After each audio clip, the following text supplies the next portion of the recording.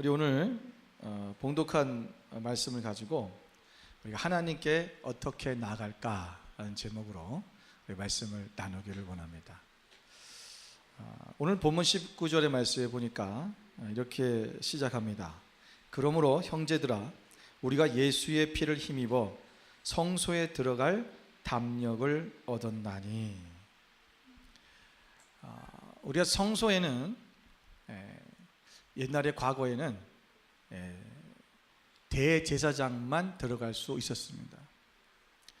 일반적인 사람들은 그곳에 들어갈 수가 없었고요. 대제사장들도 그곳에 들어갈 때는 자기의 이 몸가짐 그리고 모든 규율들을 다 지켜야 됐고, 그리고 목욕제계를 하고 가장 거룩한 상태, 깨끗한 상태를 유지해서 그 안에 들어갔습니다. 그러지 아니하면 잘못하면 목숨을 잃게 됩니다. 그래서 오늘 우리가 휘장 안으로 들어갈 수 있는 담력을 얻었다. 그러니까 우리 인간은 우리의 죄로 말미암아 하나님께로 나아갈 수 있는 사실 그런 사람이 아니라는 거죠. 우리가 이 죽을 것 같은, 어떻게 보면 죽을 수 있는 자리인데 그것에 들어갈 수 있는 용기를 얻게 됐다, 담력을 얻게 됐다는 것이 뭐냐면, 예수 그리스도께서 우리의 죄를 대신해서 십자가의 죽으심으로 말미암아 우리가 그 보혈의 공로로 말미암아 우리가 그 성소로 들어갈 수 있게 되었다라는 것입니다. 근데 여기서 중요한 것이 있습니다. 우리는 그 성소의 지성소의 휘장이 찢어져서 우리가 들어갈 수 있게 되었다라는 그런 생각을 해요. 맞습니다. 그런데 그 이전의 것을 먼저 생각해 봐야 돼요. 그게 뭐냐면, 우리는 항상 관점을 우리의 관점에서 모든 걸 보기 때문에 그래요. 인간의 관점에서 보면 하나님이 휘장을 찢으셨기 때문에 내가 들어갈 수 있게 되었다라고 생각하는데, 그것은 두 번째예요. 첫 번째는 뭐냐면, 하나님이 휘장을 찢으신 것은 뭐냐면 하나님이 우리에게로 나오셨다는 거예요. 여러분, 아까 시편 24편 말씀을 처음 예배드릴 때 제가 선포해 드렸는데, 그 말씀이 뭐라 했어요? 문들아 머리를 들지어다. 너희 문들아 너희의 머리를 들어라. 그럼 어떻게 하신다? 우리 여호와, 왕이신 우리 여호와께서 너희들 안으로 들어가시겠다라는 거예요. 우리가 문을 열지 않으면, 내가 문을 열어서 내가 그 머리를 든다는 것은, 문이 머리를 든다는 것은 문을 연다는 거예요. 우리가 문을 열어야 하나님께서 우리 가운데로 들어오신다는 거죠. 이미 하나님은 우리 가운데 들어오시기 위해서 그 가로막혀 있던 휘장을 찢어버리신 거예요. 그리고 우리의 삶 가운데로 들어오셔서 우리와 동행하시고 우리에게 내가 너의 삶 가운데 함께 할게, 내가 원하는 그 삶으로 같이 가자라고 말씀하시는 거예요. 그렇다면 이제는 우리는 그 하나님의 우리 가운데 먼저 우리를 찾아오신 그 하나님 앞에, 그 예수님이 자신의 몸을 찢으심으로 말미암아 우리 가운데 오신 그 주님 앞에 우리 또한 담대하게 이제 그 믿음을 가지고 그분께로 들어가야 된다는 것입니다. 여러분, 우리가 하나님께 나아갈 때 우리는 어떻게 하나님 앞에 나아갈 것이냐. 오늘 본문의 22절에 이렇게 말씀하고 있습니다. 우리가 마음의 뿌림을 받아 악한 양심으로부터 벗어나고 몸은 맑은 물로 씻음을 받았으니 참 마음과 온전한 믿음으로 하나님께 나아가자. 어떻게 나아가자고요? 무엇을 가지고 나아가자고요? 하나님께 나아갈 때 우리가 가져가야 될 두 가지가 있다는 거예요. 우리가 가지고 가야 될 것이 있는데 그 두 가지가 뭐냐면 참 마음과 온전한 믿음이라는 거예요. 여러분, 오늘 예배에 오실 때 무슨 마음을 가지고 오셨습니까? 여러분, 어떤 준비를 하고 오셨냐는 거예요. 우리가 하나님 앞에 나아갈 때 우리의 삶이든 우리의 예배든, 내가 처음 예수님을 믿고 그분 앞에 나아갈 때건, 우리가 하나님 앞에 나아갈 때 가져가야 될 것은 참마음과 온전한 믿음이라는 거예요. 그럼 참마음이란 무엇일까요? 여기서 참마음이라는, 참이라는 말은 헬라어로 알레디네스라고 합니다. 이 알레디네스라는 말은 실제의, 진짜의 이런 뜻입니다. 진짜라는 거예요. 가짜가 아니라 진짜라는 것입니다. 우리의 마음에 거짓되고 가짜가 아닌 진짜 마음, 진짜 마음.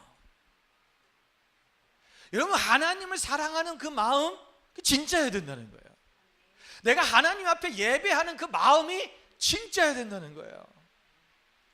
오늘 우리가 그냥 형식적으로 또는 그냥 주일이니까 예배를 드려야지, 그냥 습관적으로 아무런 의미 없이 오늘 우리가 그런 마음으로 하나님 앞에 나오지 말아라라는 거예요.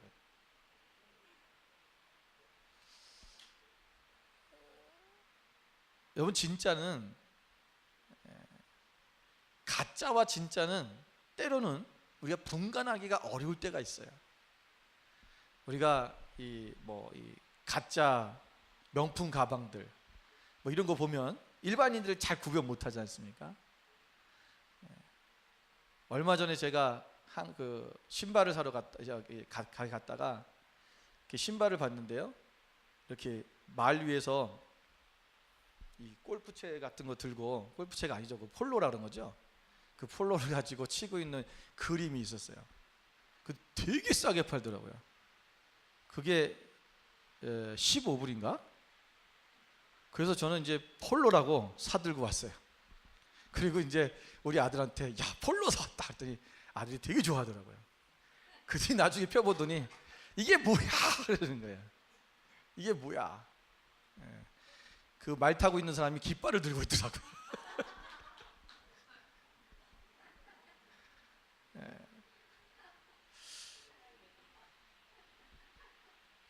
우리가 이 가짜들을 보면 때로는 참 어처구니가 없어요. 보면서 웃음이 날 때도 있죠. 어떻게 이걸 이렇게 만들었을까? 비슷한데 뭔가 다른. 여러분, 그거 아세요? 그 상표를 똑같이 만들 수 있죠. 만들 수 있잖아요. 근데 왜 그렇게 안 만드는 거예요? 등록돼 있어서 그래요. 상표 등록이 되기 때문에 똑같이 만들면 잡혀가요. 감옥에 간단 말이에요. 그런데 약간 틀리게 해놓으면 사람들이 눈속임을 해서 내가 그거인 것처럼 만드는 거예요. 우리가 신앙생활 하면서 여러분, 진짜인 것처럼 내가 그렇게 포장하고 있지 않은지, 뭔가 조그만 것을 바꿔놓고 있는데도 불구하고 이게 진짜인지 가짜인지 구분이 안 되는, 그러니까 내 스스로는 내가 진짜 믿음을 갖고 있는 거죠. 내가 진짜 마음이 하나님 앞에 있는 것 같은 거예요.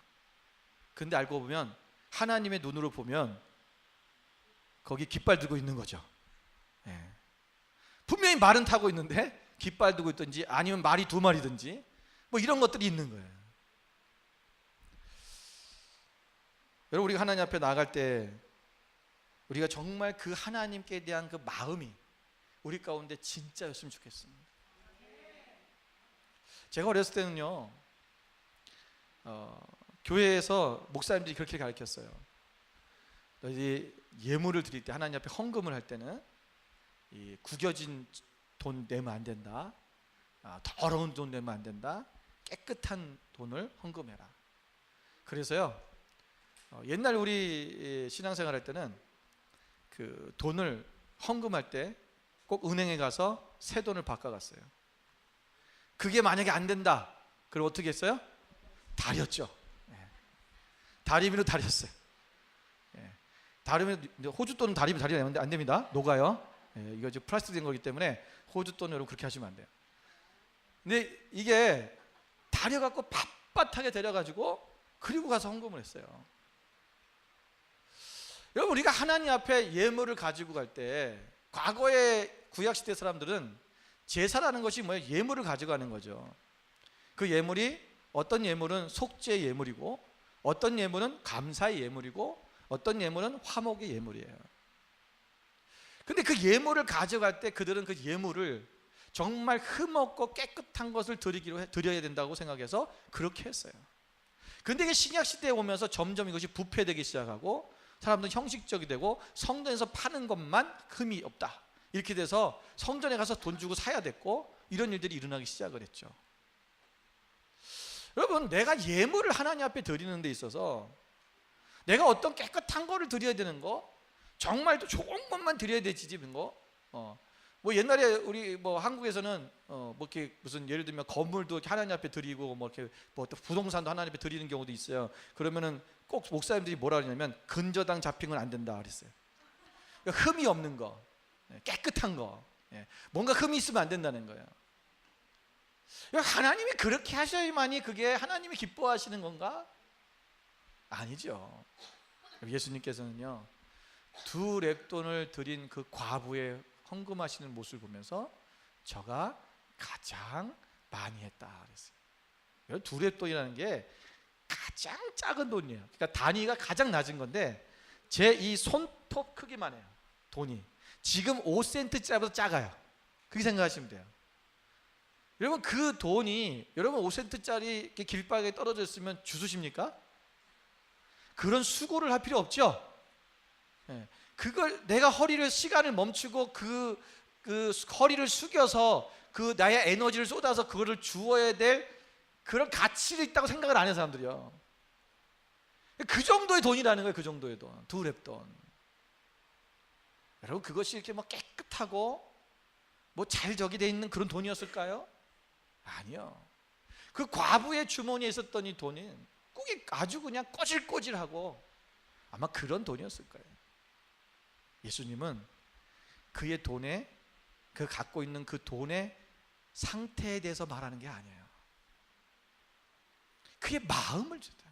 저는 전부를 내었다. 전부. 우리의 전부를 드리는 것이 그게 마음이라는 거예요.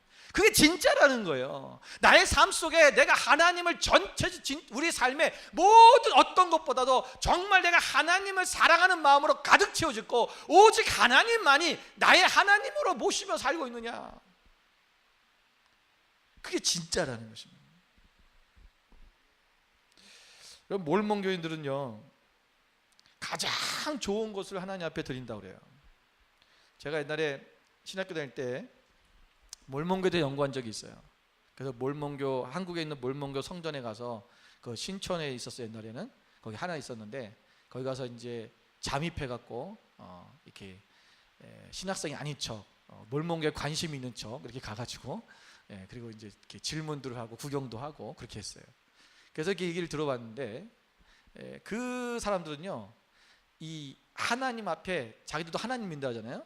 그 사람들은 하나님 믿는다고 하는데 하나님 앞에는 세상에서 가장 깨끗하고 좋은 걸 줘야 된다, 드려야 된다고 생각을 해요. 그래서 그들이 인생에 11조를 드려요.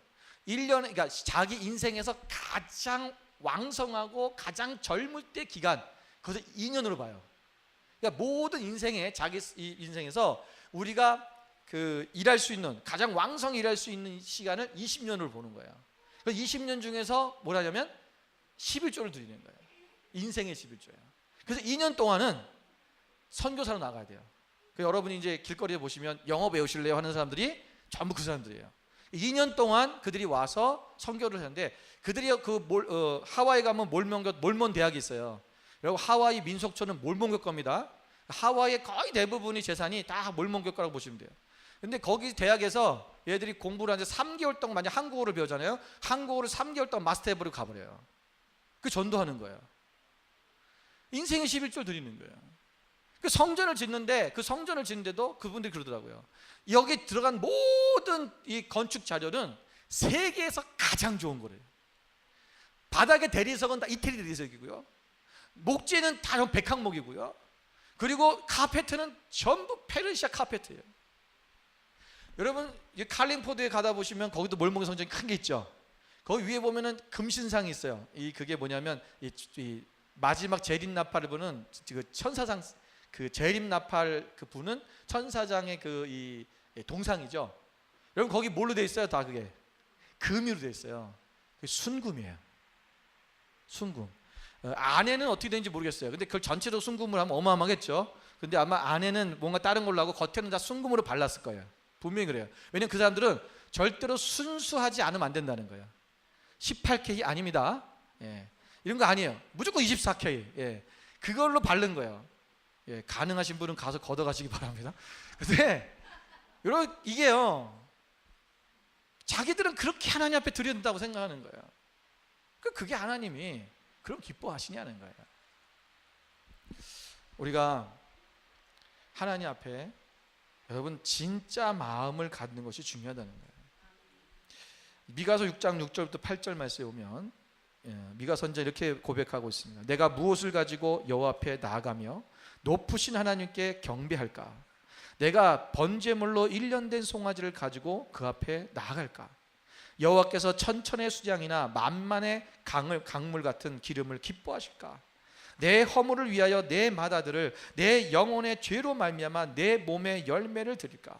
사람아, 주께서 선한 것이 무엇임을 내게 보이셨나니 여호와께서 내게 구하시는 것은 오직 정의를 행하며 인자를 사랑하며 겸손하게 내 하나님과 함께 행하는 것이 아니냐. 하나님이 여러분 번제물을 드리고 번제물을 1년 된 송아지를 드리고 수량을 많이 드리고 천천히 수량을 드린다 할지라도 하나님이 그거를 기뻐하시겠냐는 거예요. 하나님이 기뻐하시는 것은 바로 우리의 마음이에요. 우리가 정의를 행하고 이 사랑하고 겸손하고 그리고 하나님과 함께 동행하는 것. 우리의 마음이죠. 진짜 마음. 이 진짜 마음을 가지고 하나님 앞에 나아갈 때 하나님께서 기뻐하시고 우리를 하나님께서 받아주신다는 것입니다. 히브리서 11장 4절에 보면 믿음으로 아벨은 가인보다 더 나은 제사를 드렸다라고 그렇게 쓰여 있어요.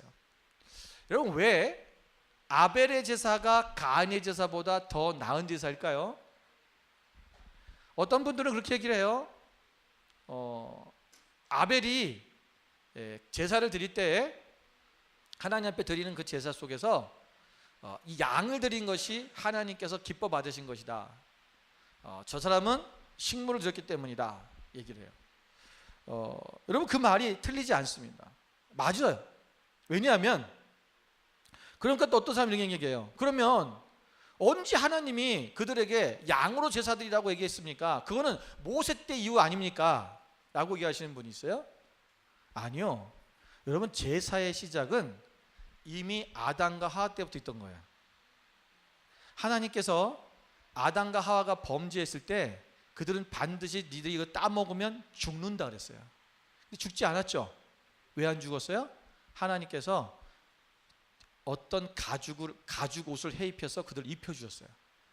그 가죽은 뭐예요? 어떤 짐승의 가죽이죠. 저는 그것이 양이라고 생각이 들어요.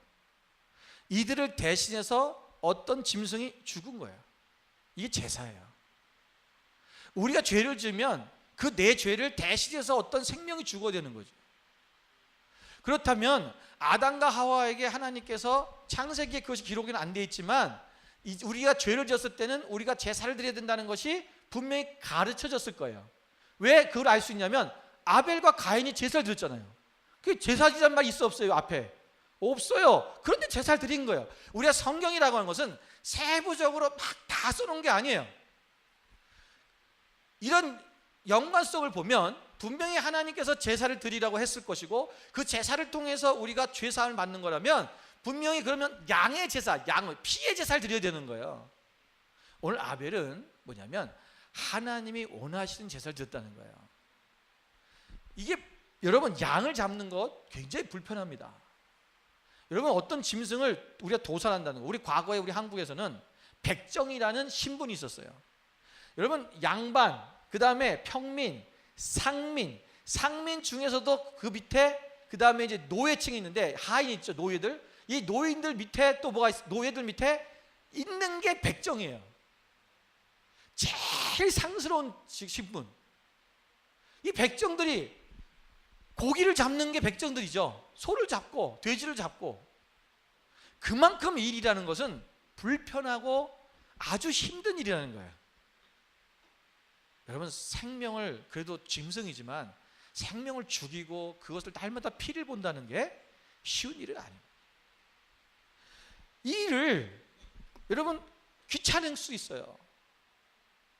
오늘 가인은 하나님 앞에 예배할 때, 제사할 때 그렇게 드려야 되는데 자기가 편한 대로 채소를, 야채를, 자기가 어떤 채소를 하나님 앞에 드린 거죠. 오늘 우리가 하나님 앞에, 여러분 이 마음, 내가 하나님 앞에 드려지는 것이 뭐냐면 우리가 정말 주님이 원하시는 게 무엇인가라는 것을 알고 그 하나님이 원하시는 그 삶을 살아내는 거예요. 이게 진짜예요. 그것이 참 마음이라는 거예요. 그 진짜 마음을 하나님 앞에 가지고 나가라라는 것입니다. 두 번째는 온전한 믿음이라고 그랬습니다. 여기서 온전한 믿음이란, 온전하이라는 말은 우리가 헬라어로 플레로포리아라고 합니다. 이 플레로포리아라는 말은 뜻이 뭐냐면 충만한 또는 온전한 확신 가운데, 이런 뜻입니다. 그러니까 충만하고 온전한 확신, 다시 말하면 뭐냐면 우리 안에 부족함이 없이 충만히 채워졌다는 거예요. 어떤 부족함도 없이 충만하게, 아주 부족함이 없이 채워졌는데 그것이 100% 확신으로 가득한 믿음을 얘기하는 거예요. 100%. 이건 내가 목사님 0.0000001% 의심을 가지면 그건 안 될까요? 안 돼요. 온전한 믿음이란 100% 완전히 주님으로 가득 찬 그 믿음을 갖는 거예요. 여러분 히브리서 11장 6절에 보면 믿음이 없이는 하나님을 기쁘시게 하지 못하다니 하나님께 나아가는 자는 반드시 그가 계신 것과 또한 그가 자기를 찾는 자들에게 상 주시는 이심을 믿어야 할지니라 그랬어요. 이걸 믿어야 된다는 거예요. 혹시 아니면 어떡하지? 아니요. 이것이 확신 가운데, 우리 가운데 100% 믿을 때 하나님을 기쁘시게 한다는 것입니다. 예수님께서 제자들이나 또는 신약시대 때 많은 사람들을 만나실 때마다 예수님은 그들을 향해서 가장 슬퍼하실 때가 언제냐면 믿음이 부족할 때였어요. 여러분 예수님이 마태복음 8장 25절 26절에 보면 예수님께서 제자들과 함께 이 배를 타고 가시다가 풍랑을 만났죠.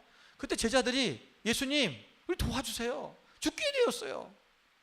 예수님이 뭐라고 합니까? 믿음이 적은 자들아 왜 무서워하느냐. 믿음이 적은 자들이라고 말씀하고 있죠. 마태복음 14장 31절에 보면 예수님의 제자들이 예수님께 물 위로 걸어오시는 걸 보고 베드로가 저도 그 위로 물 위로 걷게 해주세요. 오라고 해주세요. 라고 할 때 베드로가 예수님께서 오라 하니까 베드로가 그 물 위로 걸었어요. 근데 찰싹거리는 그 바람을 보고 파도를 보고 그가 물에 빠져갔어요. 예수님이 그의 손을 잡고 건져주시면서 뭐라 그래요? 믿음이 적은 사람아 왜 의심하느냐. 여러분 예수님께서 마태복음 16장 8절에 보면 예수님께서 그들이 제자 사람들에게 먹일 빵이 없는 것을 보고 서로 수근수근거리는 걸 들으면서 믿음이 적은 자들아 어째서 빵이 없는 것을 두고 서로 수군대느냐라고 그렇게 물으십니다. 다 뭐라 그래요? 믿음이 적은 자들아. 믿음이 없다는 게 아닙니다. 우리가 다 믿음이 있어요. 그런데 믿음이 온전하게 믿음이 아니라 부족하다는 거예요. 이 부족은요 0.00001%의 부족함만 있어도 믿음의 행동이 따라오지 않습니다. 순종할 수 없고요 하나님의 말씀대로 살아낼 수가 없어요.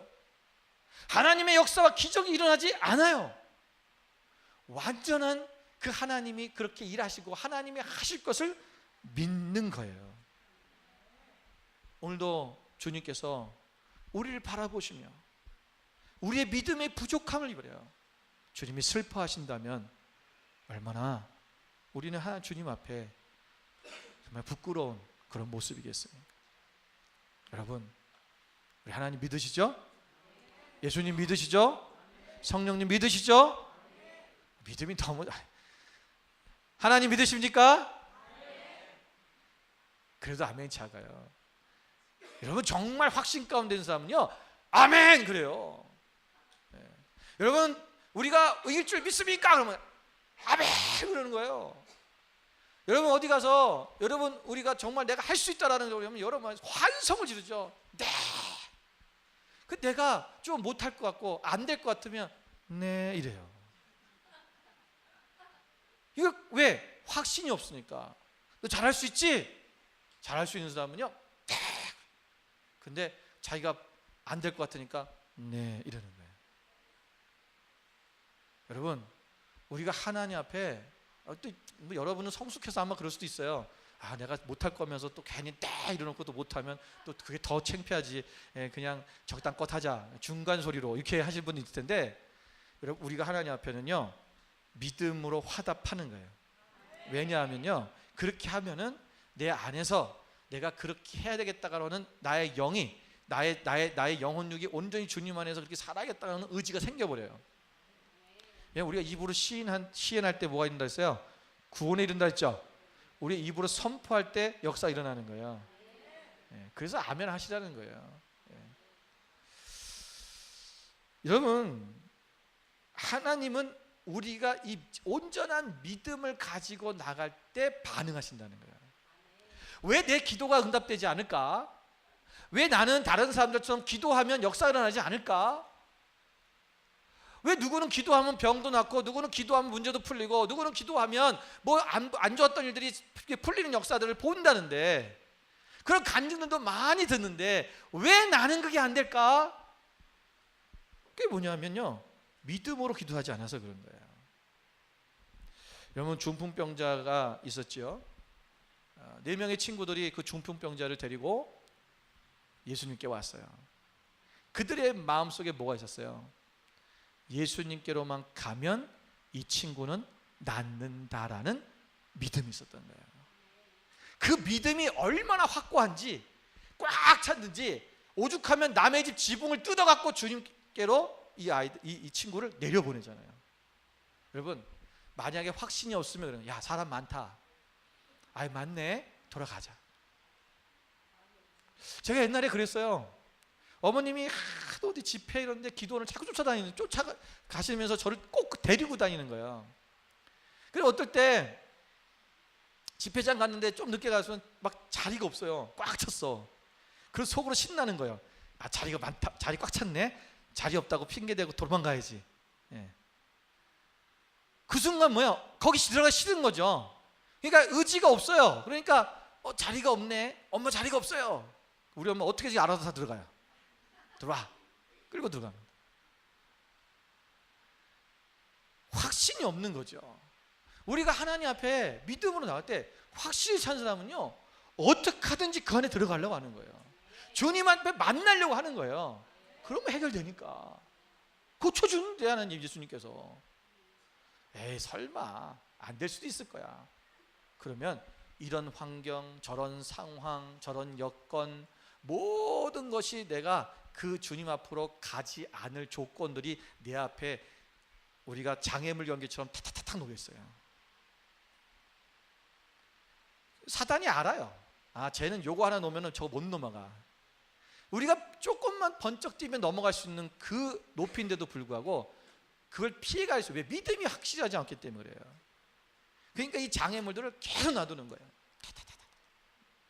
그러니까 오늘은 이래서 못 가고, 오늘은 저래서 못 가고, 오늘은 저래서 못 가고, 이런 일들이 계속 생겨나요. 여러분, 교회에 나오신 지 얼마 안 되시는 분들이 있다면, 초신부자들 있죠? 여러분 앞에 이런 일들이 많이 생길 거예요. 여러분, 그 장애물들을 건너뛰시기 바랍니다. 넘어서세요. 그럼 반드시 목적지에 도달할 수 있어요. 우리가 이런 믿음을, 이런 온전한 믿음은 뭐냐면 의심하지 않는 믿음이에요. 조금의 의심이 없는 믿음. 야고보서 1장 6절 7절 말씀에 오면, 오직 믿음으로 구하고 조금도 의심하지 말라. 의심하는 자는 마치 바람에 밀려 요동하는 바닷물결 같으니 이런 사람은 무엇이든지 죽기 얻기를 생각하지 말라. 예. 의심하는 자는 주님께 조금도 어떤 것도 얻을 거 생각하지 말라는 거예요. 얻을 수 없다는 거죠. 여러분, 신약에 보면 많은 사람들이 병 고침 받았죠. 귀신도 쫓아났죠. 죽은 자가 살아나기도 했죠. 여러분, 그런데 성경 어디 봐도 바리새인들, 서기관들이 병 고침을 받았다는 얘기는 없어요. 없어요. 왜 그런지 아세요? 그들은 의심이 많았기 때문에 그래요. 일반 백성들은 예수님이 우리의 메시아라는 것을 믿어버렸어요. 그냥. 왜냐하면 메시아가 아니면 저런 일을 할 수 없어. 믿어버리는 거예요. 의심치 않는 거죠. 여러분 신뢰하는 거예요. 여기서 보면 우리가 믿는 것은 신뢰하는 거예요. 신뢰, 하나님을. 여러분 아이들이 여러분 엄마들이 집에서 밥을 이렇게 해주잖아요. 근데 여러분 자녀가 여러분 밥을 먹을 때마다 엄마 여기다가 혹시 뭐 집어넣은 거 아니지? 은수저를 집어 꽂아 넣어 먹어. 은수저를 왜 넣어봐요? 독이 없는지 없는지를 확인하는 게 은수저 넣는 거죠. 여러분 그런 남편이나 자녀들 있어요? 없죠. 예, 그러면 안 되죠. 예. 여러분 신뢰하는 거예요. 그냥 믿는 거잖아요. 의심이 전혀 없어요. 이게 가족 간의 신뢰거든요. 여러분 가족의 신뢰뿐만 아니라 여러분 비행기 타실 때 여러분 조종사가 누군지, 그 정비를 한 사람들은 누군지, 그들의 경력은 얼마나 되는지, 비행 경력은 얼마나 되는지 여러분 알아보고 타십니까? 여러분 누가 운전하는지 몰라요. 저기 지금 신참이 와서 운전을 하는, 비행기 조종하는지, 아니면 조종사가 지금 술을 먹고 와서 좀 비행을 하는지 아무것도 몰라요. 그렇게 생판 모르는 사람들도 우리는 한치 의심하지 않고 그 비행기에 내 몸을 실 수 있는, 맡기는 거예요. 대단한 믿음이죠. 대단한 믿음. 하물며 우리를 위하여 자신의 몸을 찢으셔서 우리 안으로 들어오신, 우리를 사랑하신 그 예수님, 그 하나님을 우리가 의심한다는 것은 얼마나 어리석은 일일까. 여러분 이 세상에 나를 위해 그렇게 하신 분이 누가 있어요? 우리 부모님 빼놓고. 오늘 우리가 신뢰할 수 있는 것 오직 그분이 나의 아버지라는 거예요. 의심하지 마세요. 오늘 우리가 하나님 앞에 그냥 이런 막연한 어떤 기대감만을 가지고 하는 것이 아니라 확실한 믿음, 이 온전한 믿음, 전혀 의심하지 않는 이 믿음으로 주님 앞에 나아가는 것입니다. 우리가 참 마음과 진짜 마음, 진짜 마음이에요. 온전한 믿음, 우리가 전혀 의심이 없는 꽉 찬 그런 확실한 믿음, 이 두 가지를 가지고 하나님 앞에 나아가는 거예요. 나아가면 우리 가운데 어떤 일이 생기냐면요, 우리가 오늘 23절에 보니까 우리가 믿는 도리의 소망을, 또 약속하신 이는 믿으시니 우리가 믿는 도리의 소망을 움직이지 말며 굳게 잡고 서로 돌아보아 사랑과 선행을 격려하며 모이기를 패하는 어떤 사람들의 습관과 같이 하지 말고 오직 권하여 그날이 가까울수록 볼수록 더욱 그리하자 그랬어요. 우리가 이제 소망을 붙드는 사람이 돼요. 흔들리지 않는. 그러니까 믿음이 있으면 소망이 생기게 됩니다. 우리가 믿음, 소망, 사랑, 이 세 가지는 뭐라 그래요? 항상 있을진데 그 중에 제일은 사랑이라 했죠. 우리는 그 중에 제일은 사랑이다라는 말은 기억하고 있는데 믿음, 소망, 사랑은 항상 있을진데라는 말은 잘 기억 안 해요. 이게 더 중요해요. 믿음, 소망, 사랑은 항상 있는 거라는 거예요. 믿음이 있으면 반드시 사랑이 생기고 소망이 생겨요. 사랑이 있으면 믿음이 생기고 소망이 있어요. 소망이 있는 사람은 반드시 믿음을 갖게 되고 그리고 사랑이 돼 있어요. 이 세 가지는 항상 있는 거예요. 같이 있는 거예요. 이 소망을 붙들면, 그러니까 우리의 믿음, 이것이 참 마음과 온전한 믿음 가운데 거는 사람은 이 소망을 굳게 붙들기 때문에 절대로 흔들리지 않는다. 흔들리지 않아요. 이 흔들리지 않는 믿음을 가지면 우리가 어떤 삶이 오냐면 이게 오는 거예요. 여기 보면 모이기를 패하는 어떤 사람들의 습관과 같이 하지 말고 그랬어요. 초대교회 시대 때 이제 후반부에 들어가면서 그 사람들이 모이기를 피하는 사람들이 생긴 거예요. 안 모이는 거죠. 왜? 모이면 잡혀가요. 그리스도인이 들통나는 거예요. 그러니까 숨는 거죠. 우리 모이지 말자. 우리 각자 집에서 예배드리자. 집에서 저기 하자. 모이지 말자는 거예요. 여러분, 오늘도 전 세계에서는요, 우리가 예배당에 폭탄이 엄청나게 투하되고 있고요. 그리고 총기 난사가 엄청 있었어요. 지금도 우리가 시시때때로 일이 일어나요. 무섭다. 야, 우리 모이지 말자. 요즘 목숨이 위험하다. 여러분, 만약에 호주에 그런 일이 일어난다면 여기 나오실 분이 얼마나 될까? 저는 믿기로는 우리 교인들은 다 나올 줄로 믿습니다. 대답을 못 하시는 분들이 아직도 있어요. 여러분, 모이기를 패하는 어떤 사람들의 습관이란 말은 그 당시의 습관이에요. 그 당시에 믿음이 부족한 자들의 습관이라는 거예요.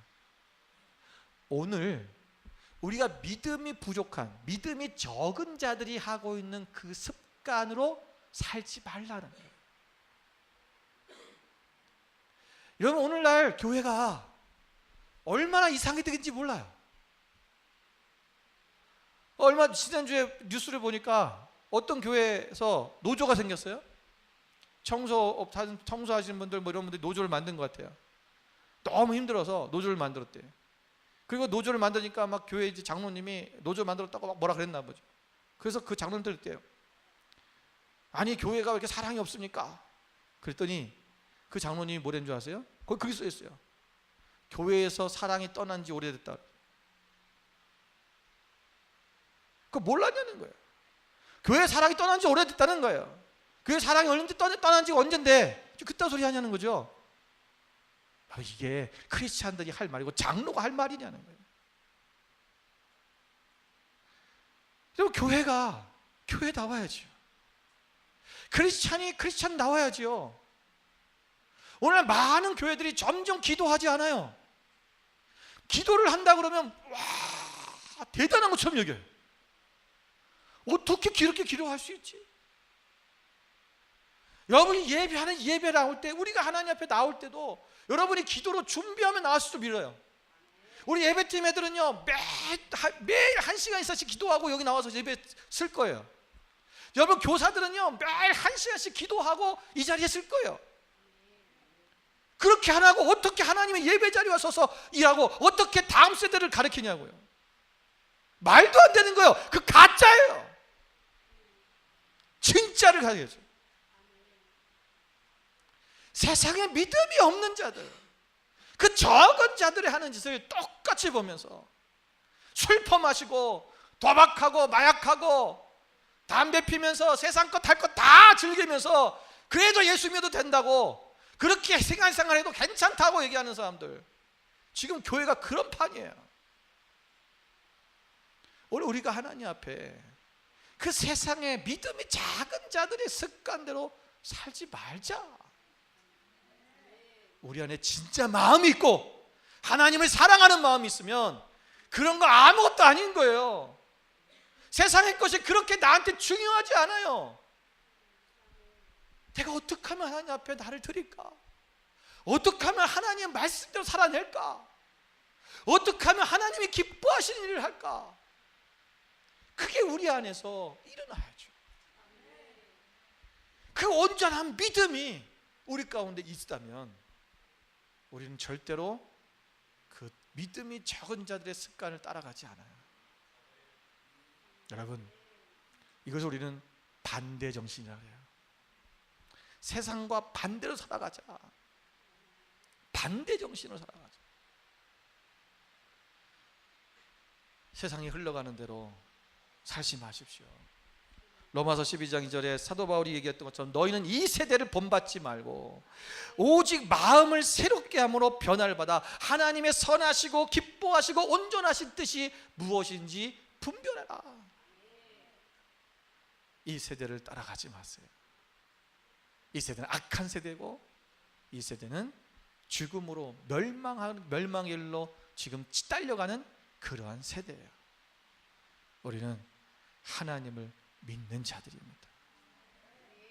오늘 나는 하나님께 어떻게 나아갈까? 오늘 사도 바울은 히브리서 기도를 통해서 오늘 참 마음, 진짜 마음, 진짜 사랑하는 마음, 그 진짜 마음과 온전한 전혀 1%의 부족함도 없는 그런 꽉 찬 확신의 그런 믿음, 이것을 가지고 내가 하나님께 나아간다 그랬어요. 오늘 저 여러분도 이 마음가짐을 가지고 우리가 하나님께 나아가는 여러분 되시기를 주님으로 축원을 드립니다. 기도하겠습니다.